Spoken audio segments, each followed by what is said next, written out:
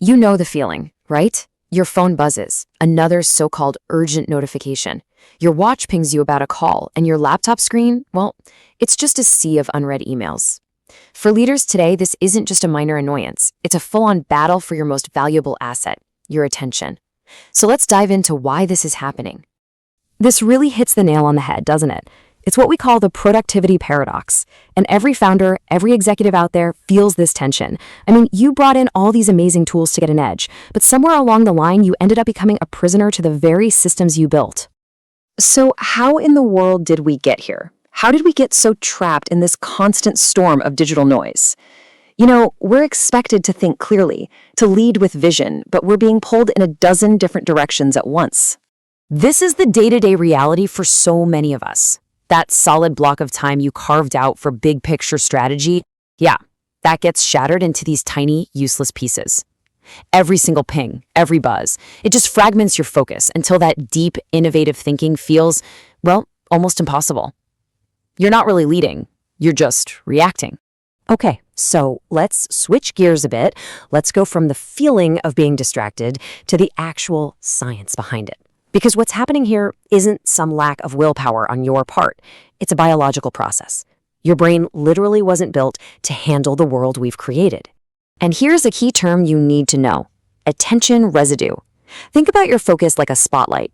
When you switch from, say, a spreadsheet to answer a quick email, that spotlight doesn't just instantly snap to the new thing. Nope.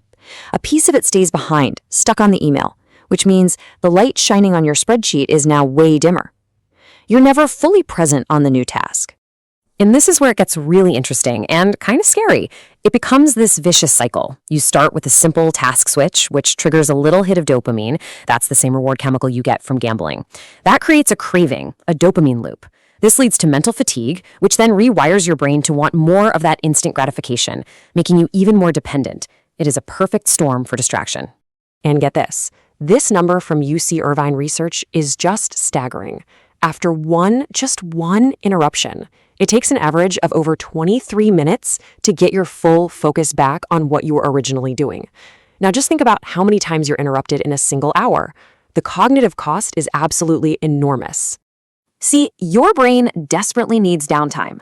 It has this incredible default mode network that kicks in when you're not focused on something specific. You know, like when you're on a walk or taking a shower. That's where the magic happens. It's where breakthrough ideas come from. But the constant digital noise, it blocks this mode completely. It crowds out the very mental space you need for true innovation. Okay, so we get the problem. We see what's happening. So now, how do we start to fix it? Well, you can't fix what you can't see. So the very first step is to become a detective of your own habits, to literally map out where your attention is leaking away. I want you to honestly ask yourself this question. You might think you know, but I promise you, the reality is often shocking. Most of us have no clue how many times we check our phone or switch between apps in a day. It's time to find out with a simple attention audit. And this little audit follows a pretty predictable path. For 3 days, you just track when you switch tasks. That's it. Day 1 is all about surprise. You'll be shocked at how often you do it. Day 2, that's frustration. Because now that you're aware of it, every single interruption feels louder. But by day 3, something amazing happens. You get clarity. You start to see the patterns and the emotional triggers, like boredom or anxiety, that make you reach for that distraction. This is a super crucial distinction to make during your audit. Are you using your tech with purpose or just out of habit? Necessary use is goal-oriented. I'm opening this app to do this one thing. Habitual use is that mindless scrolling, that vague, just checking in with no clear endpoint. That's where almost all of our focus goes to die. All right, so once you've mapped the leaks, it's time to build your defenses. And this isn't about gritting your teeth and using more willpower. Nope. It's about intentional design. We're going to engineer an environment, both physical and digital, that automatically protects your attention. Let's start with your physical space. These are simple changes, right? Like putting your phone in the drawer. This isn't about willpower, it's all about adding friction. By creating a tiny barrier, like having to log back into an app, you give yourself a crucial moment to pause and ask, wait, do I really need to do this right now? Okay, so that's your space. Now let's talk about your time. A great system for deep work rests on 3 pillars. First, time blocking, putting non-negotiable appointments on your calendar for your most important work. Second, work modes, creating super clear boundaries between that deep work and shallow stuff like email. And third, transition rituals, simple little actions to help your brain shift gears and clear out that attention residue we talked about. But to really hit the reset button on your brain, you need to disconnect. This pyramid is a fantastic guide. You start with small, daily micro detoxes, just short, phone-free moments.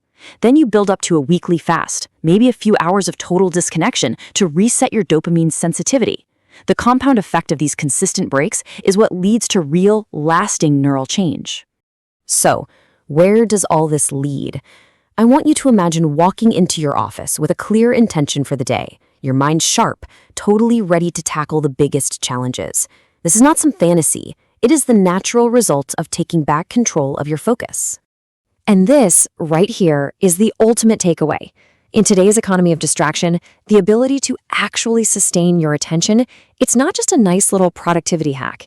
It is your single greatest competitive advantage as a leader. While everyone else is skimming the surface, you can go deep. This says it all, doesn't it? We've been conditioned by this hustle culture that celebrates being exhausted. But the most effective leaders know the real truth. 1 hour of deep, uninterrupted focus creates way more value than 10 hours of scattered, distracted busy work. It is all about the quality of your attention, not the quantity of your hours. So, I'm going to leave you with this final thought. The opportunity in front of you is immense. Your competitors are drowning in noise. They're reacting, scrambling, and being pulled apart by endless notifications. By choosing to build your focus fortress, you are choosing a fundamentally different path. The only question left is, what are you going to do with all that clarity?